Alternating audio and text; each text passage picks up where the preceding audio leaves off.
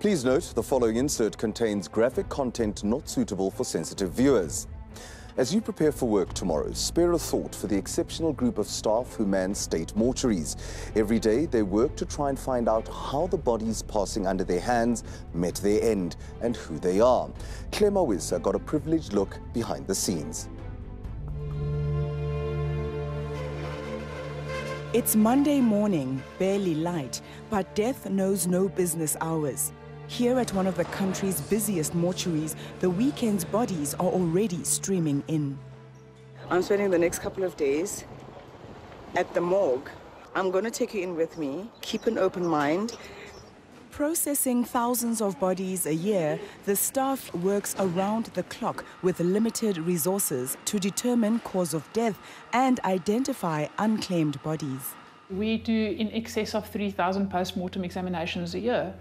So you can imagine that that's quite a lot of bodies that come through here. Head pathologist at the Johannesburg mortuary, Dr. 𝗧𝗵𝗶𝘀 Nel, has conducted hundreds of autopsies. Experience has made her pragmatic about the reality of death, but the violence still strikes home. A lot of it is interpersonal violence, true, but it's not necessarily murder or homicide or that kind of issues.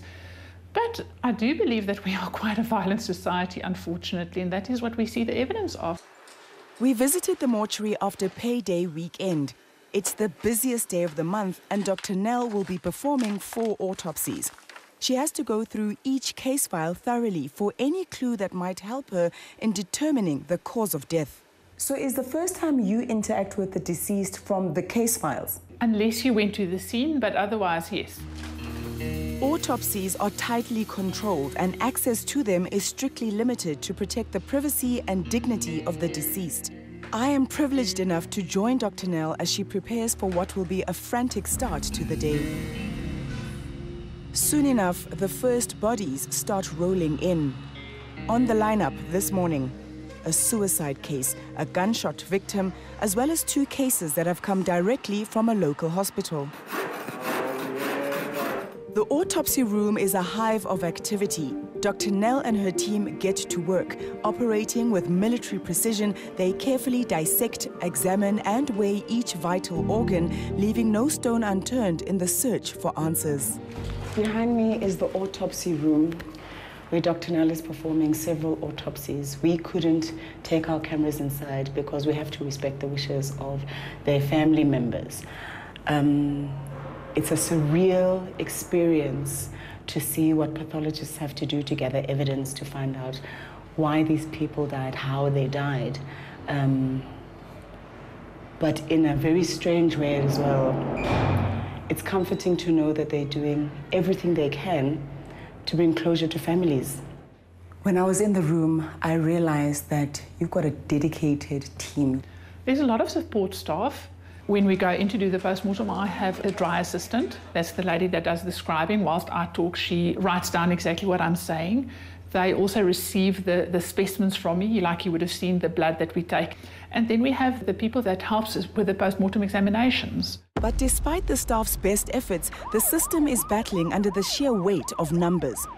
Gauteng alone sees over 15,000 unnatural deaths annually. We are sometimes quite short-staffed. You can imagine this is not the kind of speciality that most doctors decide to go into. Thousands of deceased end up here at the Johannesburg mortuary in 𝗀𝗵𝗀𝗆. Most of them get identified and claimed by their loved ones. But what happens to those that remain unidentified and unclaimed? We have a large portion of our population that remains unidentified. Of the 18,000 bodies they handle, over 1,100 are unidentified.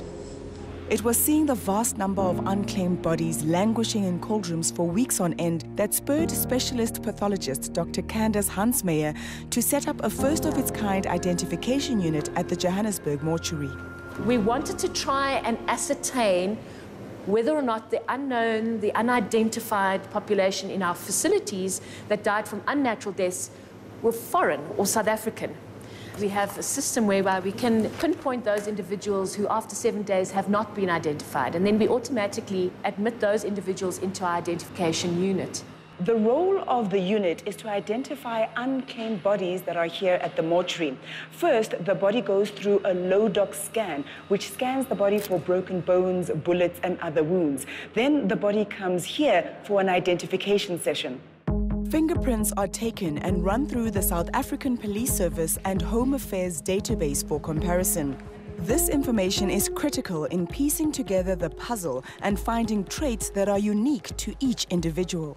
So we describe every scar, every tattoo, every marking, and then we take photographs of them using the label. The unit takes a multidisciplinary approach and is made up of forensic anthropologists, specialist forensic photographers, and geneticists. Unit head 𝗀𝗃𝗍𝗃 and his team bring the full force of modern forensic science to bear on putting names to these unidentified bodies.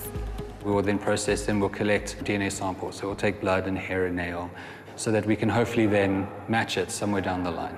Is that part of the core functions, or does the team go above and beyond? This isn't something that's implemented at other mortuaries yet. Because of the problem we have here in Joburg, because we have so many migrants coming, their family members don't know that they're dead, and so there's no one to identify them. Today, the team has a particularly gruesome case of an adult male who was hit by a train, as well as an elderly man who was found dead near an open veldt. Both did not have any form of identification when they were found.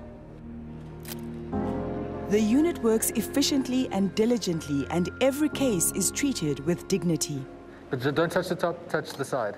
Does any specific case come to mind that affected you greatly? One case that comes to my mind is this particular individual had been severely abused.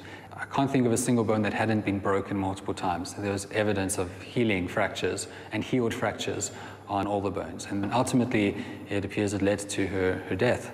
Some bodies come in severely decomposed, which makes the process of identification all the more difficult. It's up to forensic anthropologist 𝗀𝗚son𝗃𝗏𝗏 to salvage any clues. I head up the anthropological cases that come in, and those are all the severely decomposed cases where the doctors can't do much in the case of post-mortems. There's a lot of bones, very little flesh left. Because of the complex nature of the work being done, collaborative efforts become a necessity. We work in conjunction with the anatomy department at Medical School of Wits, and they do the analysis. So from those bones, they can do a rough estimate of demographic history. Those cases go to the VIC, which is the Victim Identification Center. That's part of the police force. Then they'll take the DNA samples as well as doing facial reconstruction. But all the dedication and skill of the identification unit cannot identify everybody, and some cases will remain forever unsolved. The bodies that are still unidentified and remain unclaimed get a pauper's burial here at 𝗀𝗄𝗏𝗀𝗏 Cemetery near Eldorado Park in the south of Johannesburg. Here in this desolate part of the cemetery, there are no mourners and no names on tombstones. In each grave, 3 bodies are stacked one on top of another. All that remains to remember them is a number. Back at the mortuary, there's little time for reflection as the workers wash down traces from this morning. One case is replaced by the next, and the daily cycle rolls on.